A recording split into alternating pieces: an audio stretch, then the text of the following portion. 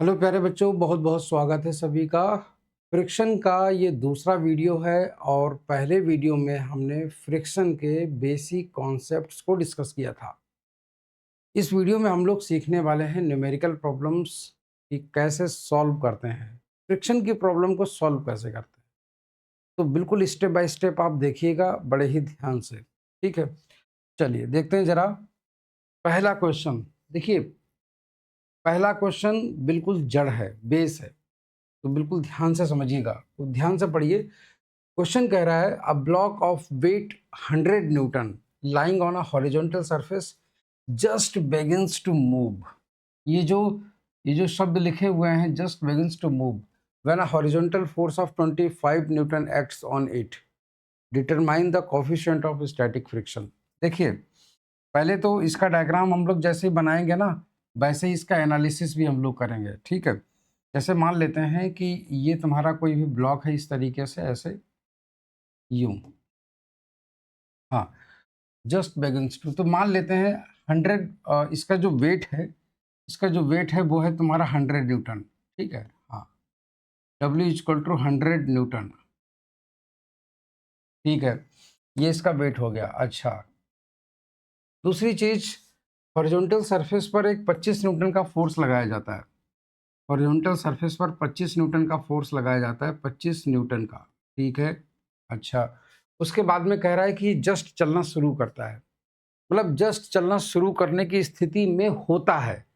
तो एक चीज समझिएगा, अगर इस पर फोर्स इधर लग रहा है बैकवर्ड डायरेक्शन में, तो इस पर फ्रिक्शन इधर लग रहा होगा। अच्छा अच्छा, शुरू में जब हम लोग फोर्स लगाना शुरू करते हैं, शुरुआत में जब फोर्स लगाना शुरू करते हैं, तो ब्लॉक तुरंत नहीं चलता। धीरे धीरे हम लोग फोर्स बढ़ाते हैं, बढ़ाते हैं, बढ़ाते हैं, बढ़ाते हैं, बढ़ाते हैं। एक ऐसी स्थिति आती है, एक ऐसी टाइम आता है, ऐसा पॉइंट आता है जिस समय ब्लॉक चलने वाला होता है। अगर उससे ज़्यादा हमने फोर्स लगा दिया, जरा सा भी ज़्यादा लगा दिया, चल पड़ेगा।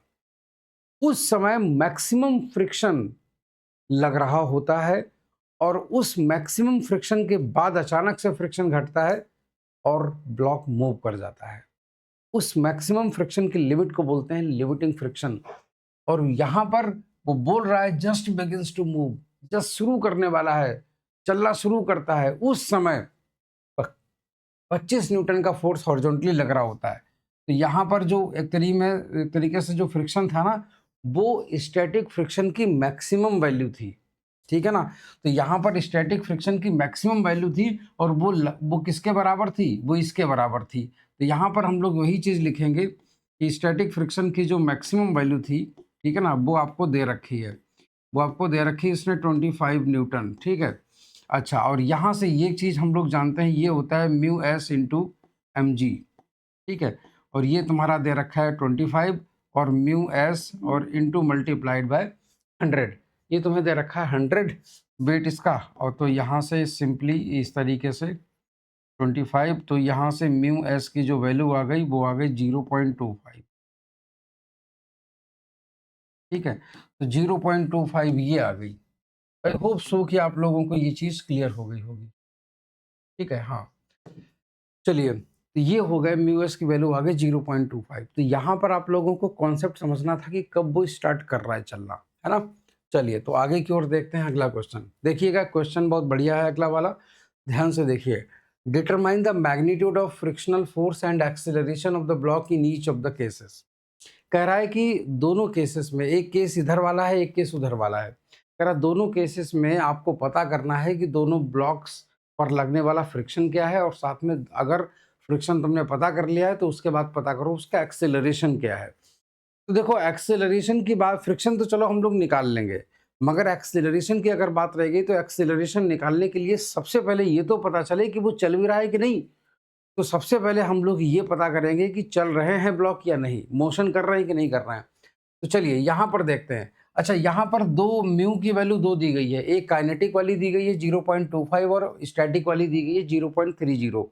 यहाँ पर एक चीज देख सकते हो कि स्टैटिक की वैल्यू काइनेटिक से ज्यादा है, ऑब्वियस सी बातें होनी भी चाहिए, है ना। तो यहाँ पर ये ब्लॉक पर 20 न्यूटन का फोर्स लग रहा है शुरुआत में, 20 न्यूटन का। 20 न्यूटन का अगर इस पर फोर्स लग रहा है आगे की डायरेक्शन में, और इसका जो वेट होगा वो तुम्हारा कितना है, वो तुम्हारा weight, this is m ji.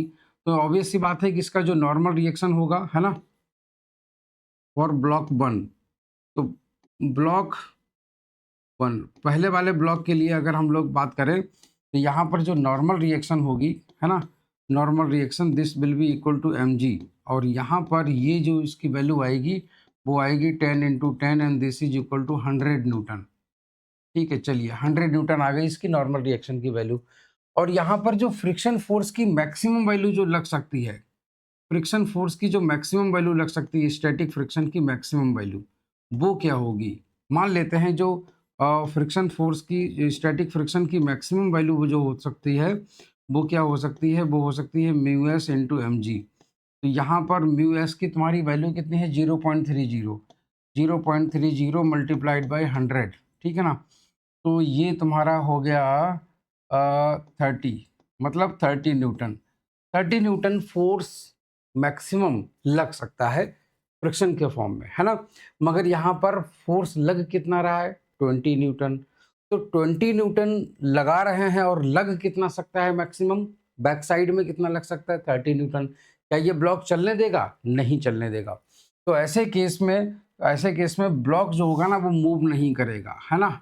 Block move नहीं करेगा, block will not move.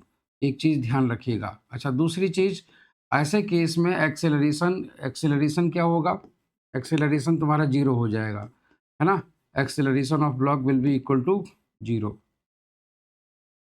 Will be equal to zero. ठीक, चलिए ये चीज़ हमारे पास में क्लियर हो गई यहाँ पर ब्लॉक नंबर 1 के लिए। हम लोग ब्लॉक नंबर 2 के लिए देखते हैं जरा for block number 2, for block 2। ठीक, तो ब्लॉक नंबर 2 के लिए देखिएगा, यहाँ 60 न्यूटन का फोर्स लगा दिया गया है।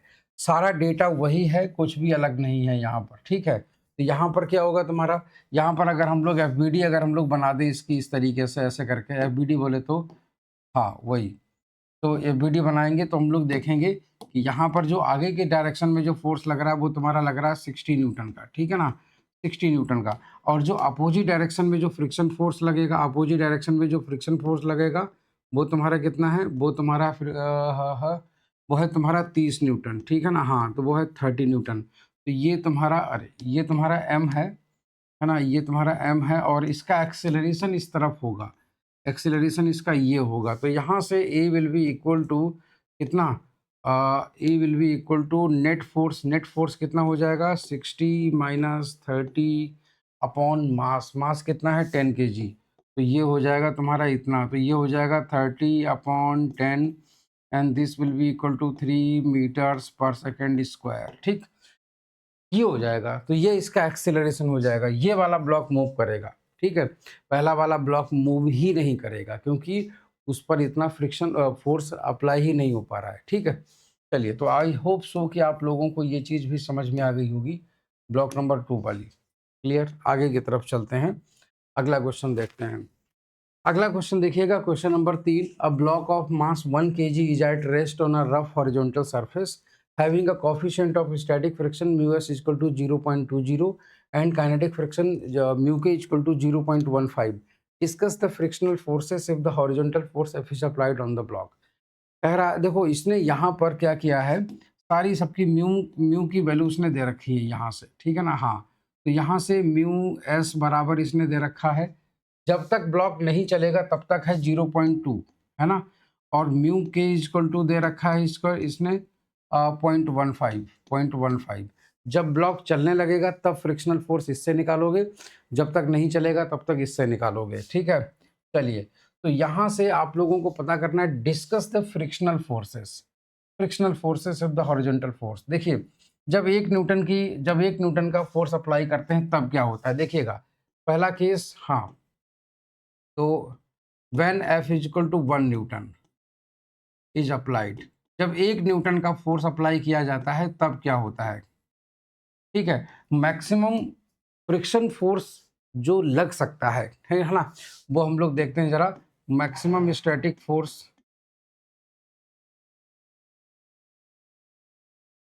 Maximum static friction, maximum static friction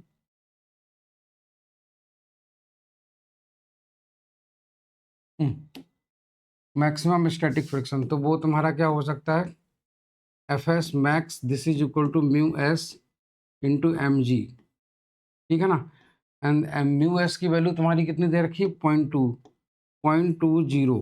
अच्छा, एम मास तुम्हारा कितना दे रखा है, मास दे रखा है उसने 1 kg, है ना, 1 kg, तो ये हो जाएगा 1 × 10, तो यहाँ से ये हो जाएगा तुम्हारा 2.0, मतलब 2 न्यूटन का। तो मैक्सिमम फ्रिक्शनल फोर्स 2 न्यूटन लग सकता है। तो यहाँ पर जब वन न्यूटन इसने फोर्स लगाओगे, जब 1 न्यूटन का फोर्स लगाओगे आगे की डायरेक्शन में, तो क्या तुम्हें लगता है कि ब्लॉक चलेगा, ब्लॉक विल नॉट मूव, है ना। तो यहाँ पर ना, यहाँ पर ये ब्लॉक मूव ही नहीं करेगा, तो ऑब्वियस सी बात है यहाँ पर फ्रिक्शन फोर्स की वैल्यू क्या हो जाएगी, block will not move, block move ही नहीं करेगा। तो फ्रिक्शन फोर्स क्या हो जाएगा, अप्लाइड फोर्स ही फ्रिक्शन फोर्स हो जाएगा। तो ऐसे ऐसे केस में अप्लाइड फोर्स ही, है ना, friction force will be equal to 1 newton, तो 1 न्यूटन ही इसका फ्रिक्शन फोर्स हो जाएगा, ठीक। अच्छा, अब हम लोग आते हैं जरा 2 न्यूटन पर। तो 2 न्यूटन पर जब हम लोग फोर्स लगाएंगे, 2 न्यूटन फोर्स लगाएंगे, तो हाँ, जब जब 2 न्यूटन का फोर्स अप्लाई किया जाता है ना, when we apply F equal to 2 newtons, जब 2 न्यूटन का हम लोग अप्लाई करेंगे, तब भी ये चलेगा नहीं, क्योंकि अभी फोर्स 2 न्यूटन के मैक्सिमम बराबर हो सकता है ना। तो block will not move, but friction तुम्हारा लिमिटिंग फ्रिक्शन पे होगा, चलने वाला होगा, है ना। तो यहाँ पर तब भी जो है ना, block will not move, block move नहीं करेगा, ब्लॉक मूव नहीं करेगा, ध्यान रखना। तो ऐसे केस में block will just start moving, मतलब जस्ट अबाउट टू स्टार्ट। यहाँ से तुम्हारा जो फ्रिक्शन होगा वो तुम्हारा कितना लग रहा होगा, वो 2 न्यूटन ही होगा, friction acting this is equal to 2 newton, ठीक है। अच्छा, तीसरी चीज, जब तुम्हारा 2.5 न्यूटन का फोर्स लगेगा, 2.5 न्यूटन का, तब ऐसे केस में ये मैक्सिमम वैल्यू से ज़्यादा हो चुका है, 2.5 न्यूटन, है ना। तब तुम्हारा क्या हो जाएगा, तो जब हम लोग यहाँ से फोर्स की वैल्यू बढ़ा देंगे, जब हम लोग फोर्स की वैल्यू बढ़ा देंगे, तब ऐसे केस में क्या होगा, जरा ध्यान से देखिएगा।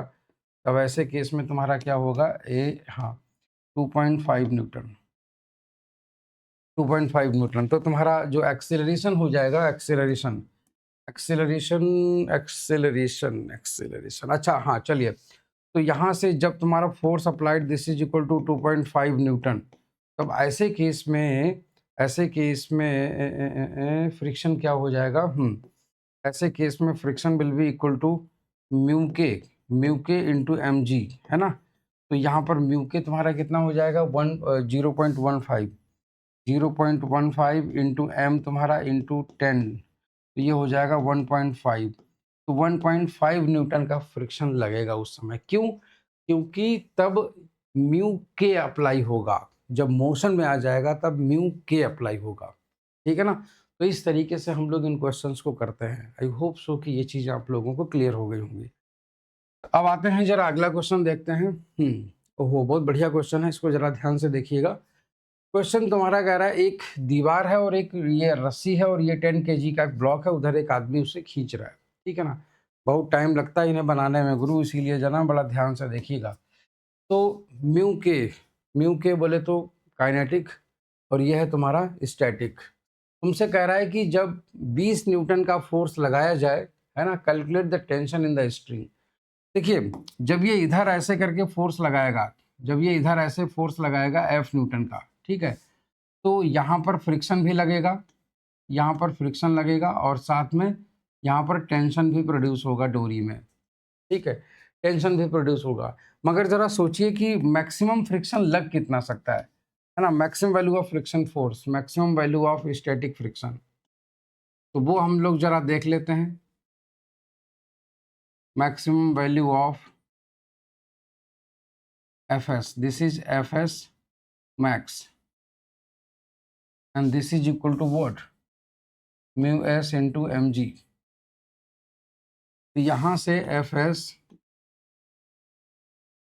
max and this is equal to mu s। mu s तुम्हारा कितना दे रखा है, mu s तो इसमें, हाँ, mu s दे रखा है 0.30, ठीक है ना, 0.30 मल्टीप्लाइड बाय 10 kg है ना, 10 इंटू 10, तो दिस इज इक्वल टू हो जाएगा तुम्हारा 30 न्यूटन। तो 30 न्यूटन तक मैक्सिमम फोर्स लग सकता है।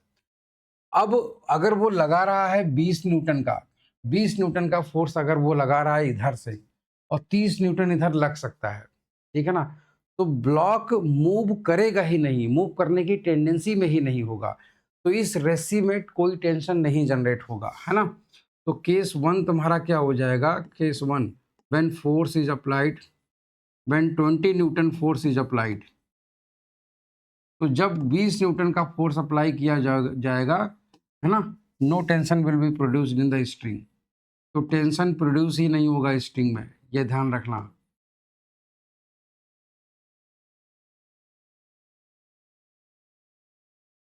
तो डोरी में उस समय कोई भी टेंशन प्रोड्यूस नहीं होगा, डोरी में कोई टेंशन प्रोड्यूस नहीं होगा। ऐसे केस में अब उसके बाद में तुम्हारा केस नंबर 2 क्या हो जाएगा, केस नंबर 2, केस नंबर 2 में क्या हो जाएगा, जब तुम्हारा 60 न्यूटन का फोर्स लगाया जाएगा, 60 न्यूटन का, तो जब, है ना, जब तुम्हारा 60 न्यूटन का force is applied, 60 Newton is applied, तो ऐसे केस में क्या हो जाएगा, जरा ध्यान से देखिएगा। जैसे ये तुम्हारा कोई ब्लॉक है, ठीक है, इधर तुम्हारा 60 न्यूटन अप्लाई किया गया और इधर तुम्हारा बैक साइड में कितना लग रहा है, बैक साइड में 30 न्यूटन लग रहा है, ठीक है, ये तुम्हारा 30 न्यूटन तुम्हारा फ्रिक्शन फोर्स हो गया और इधर तुम्हारा टेंशन हो गया। तो यहाँ जो इक्वेशन बनेगी वो तुम्हारी क्या बनेगी, T plus 30 and this is equal to 60, तो यहाँ से टी इज इक्वल टू हो जाएगा 30 न्यूटन, तो यहाँ से 30 न्यूटन का फोर्स, 30 न्यूटन का जो टेंशन होगा वो प्रोड्यूस हो जाएगा डोरी में, ठीक है। पहले वाले केस में तो वो पत्थर को हिला ही नहीं पाएगा, ठीक है, तो याद रखिएगा ये चीज़। प्यारे बच्चों, इस वीडियो में हम लोग अभी सिर्फ 4 क्वेश्चन करेंगे, अगली वीडियो में फिर 4 क्वेश्चन हम लोग लेकर के आएंगे, ठीक है ना। तो अगली वीडियो का इंतज़ार करिए और उसमें देखिए, सीखिए और अच्छे क्वेश्चंस लेकर के आ रहा हूँ। Thank you, bye bye.